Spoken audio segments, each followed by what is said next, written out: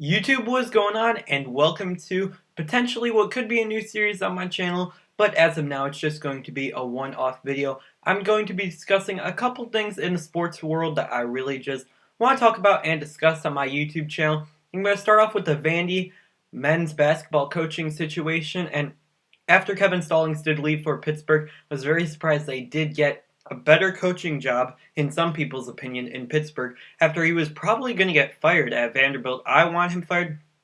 I'm very happy all of the achievements they did for our program. There's a reason why he stayed here for over 15 years as the men's basketball coach. But it was eventually time for a change, so I respected Coach Stallings, but I did feel like it was time for him to leave the Vandy men's basketball program. And I did leave without even forcing us to fire him, which I think Vandy's always very hesitant to fire coaches.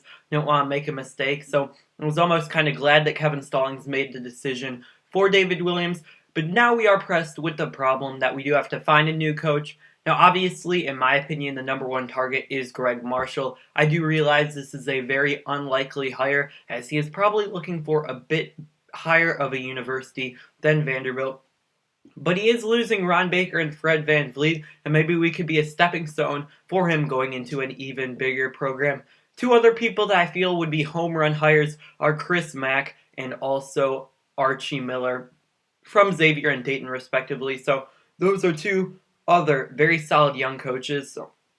So any of those three would be absolute home run hires if you are the Vandy men's basketball program. And then the next tier is only one guy. It's going to be Will Wade. If we hire him, that would be just a notch down. But since he is a Nashville native, I feel like it makes sense. He did sign, I do believe, which was a 6-year contract extension. So that might throw some problems into the recruiting process for us. But I still do feel like Will Wade is definitely a viable candidate and should be considered very massively. And if he wants to come to Vandy, I think there's no reason, if any of the three guys that I already mentioned before don't want to come, he should be the guy. Now there's also one next year. There's some guys that I don't want, guys like Jeff Capel and a couple other names. I really don't want him, the Duke assistant coach. That would be a horrible hire in my opinion. A name that's been thrown around a lot that has been named the prime candidate and the leading candidate is Bryce Drew. I'd be very, very happy with this hire as a Vanderbilt fan. He's the Valpo coach right now, and he has led them to some very solid success the past couple of seasons. And I feel like Bryce Drew as coach is really solid. His teams have been really solid defensively in the Horizon League, and defense travels. So I do feel like he would be a very solid hire. Another person I forgot to mention that I do not want is King Rice. Even though he'd be a kind of exciting hire, I guess, from a perspective that he has been at Vandy before, and he was the Monmouth coach and all the Monmouth bench antics, I still don't feel like King Rice should be the coach. But yeah, I really feel like Bryce Drew and also Will Wade should be the two main candidates if the top three guys say no. If we can't get either of those, I think we're kind of stuck. We might have to look at a guy like Matt McCall from Chattanooga, or also the UNC Wilmington coach. Or we could go out west to the UC Irvine head coach. I'm sorry, I don't remember the names off the top of my head, but that's just my opinion on what Vanderbilt should do for their men's basketball head coaching situation. The next thing is also going to have to do with Vanderbilt, and it's going to be that South Carolina said that he got into the NCAA tournament over Vanderbilt. I have a huge problem with this. When the NCAA released their teams to make the NCAA tournament, Vandy was the fourth last non-automatic qualifier. So they were in ahead of Tulsa, Wichita State, and Michigan. So Vandy was considered better than Tulsa, Michigan, and also Wichita State when coming into the NCAA tournament. But for some reason, South Carolina was apparently told that they were in instead of Vanderbilt. Why was South Carolina in and not Vandy in when they could have just taken out Tulsa, who was the last team in? Why does it have to matter that since Vanderbilt and South Carolina are from the same conference, there was no chance that there was going to be 4 SEC teams in the NCAA tournament? I find that very ridiculous, as the best teams need to get into the NCAA tournament. Sure, there were 2 really big bubble teams, Vanderbilt and South Carolina, that could make the NCAA tournament. But at the end of the day, you need to send the best teams. You need to decide to send Tulsa, who I could name 5, maybe 10 teams off the top of my head that had way better resumes. Teams like St. Mary's, San Diego State, and also St. Bonaventure, South Carolina. so many others. But for some reason, they put South Carolina in instead of Vandy, which was a mistake according to the NCAA selection committee. But I don't understand why both of them can't be in the NCAA tournament.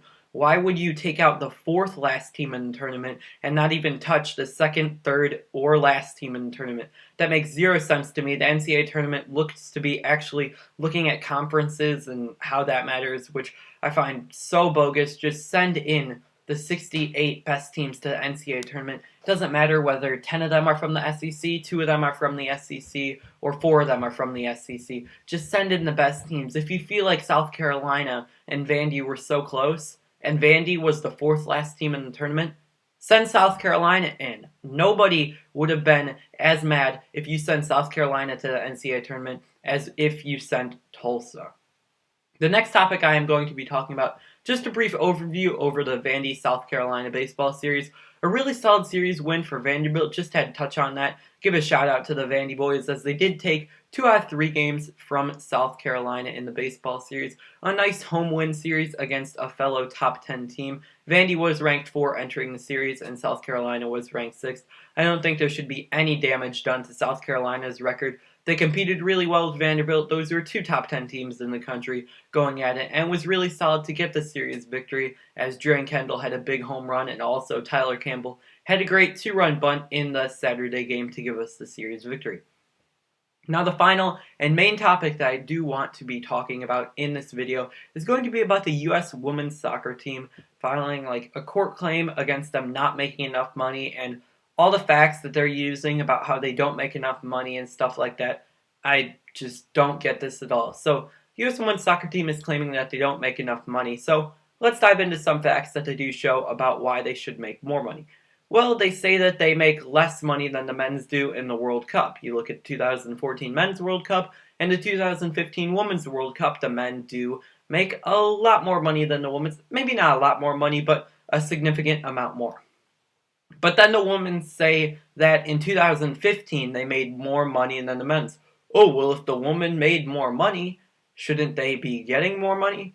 Well, they used the year 2015. There was no World Cup in 2015 for the men's soccer program, so obviously the women are going to make more money than the men's did. The men's only had some qualifying and friendly matches compared to the women's had the World Cup. If you want to look at data from how much money the women made in the World Cup and the men made in the World Cup, the men make a lot more money. But they don't want to talk about that. They just want to say that they made more money in 2015, even though years don't matter. Look at it over a 10-year period. The men make so much more money, so they earn more money. People aren't taking away your money from the women's game. That's not what they do. You get a very similar percentage if you are a man or a woman. If your sport makes $10 million and the other sport makes $5 million and you get half the money, are you getting not enough money? That doesn't make any sense. If you don't make enough money, you can't be given more money than the men's program. It's not really your fault that the men's game is more popular, makes more money, and overall the men get paid more because the men make more money for the sport and overall in revenue. I mean, that's just the way it is right now in America and throughout the world, that men's sports just do make more money than women's sports, and you can't really be complaining as a woman because you don't make as much money as the men do because your sport doesn't gather enough money. The Women's Soccer FIFA Association, whatever you want to call it, is not going to give you more money than they are making. They need to make money too. They can't be giving you just as much as the men's when you make a third of the money as the men's. They're not going to do that. That makes no sense.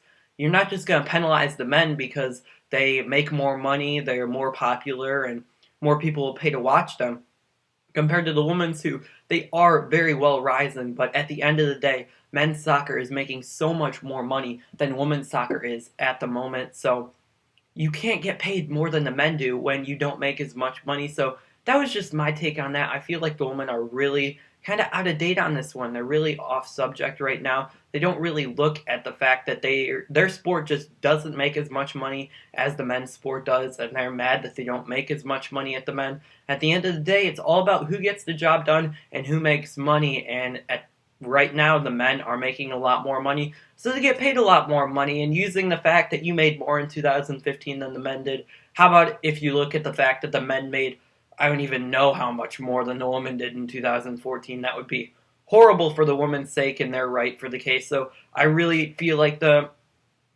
pricing right now is very even. They're making very similar percentages to what their overall sport is making, and that's fair. If somebody makes the sport $10 million and somebody else makes the sport $3 million, you should get three whatever percentage of 3 million and the other person should get whatever percentage of 10 million. That's just the way it goes. If you feel like you didn't get enough money of that 3 million, well, I hate to say it to you, but you probably should have made more than 3 million. That's just my take on the women's soccer controversy about how they want to make more money. Just have your sport make more money and you'll make more money, but that'll wrap it up for this video. It was just a brief talk about some different sports topics that I had to talk about. Most of them were about Vandy, and then I just really wanted to touch up upon that women's soccer case. I just feel like that's kind of ridiculous that they don't understand almost how much money their sport is making and other stuff like that. They are a very solid up and coming sport. I'm not trying to say that. I'm not trying to say they don't deserve the money that they make. They do deserve it, but they just are kind of out of touch on the numbers and facts that their sport doesn't make as much money as the men's do, so they can't get as much money as the men do. And that's the way it is right now. In 5, 10 years, if the women make more money and the men are complaining, well, tell the men they need to make more money. That's just the way it goes. If you're more successful, make more money, you deserve more money, and that will wrap it up for this video.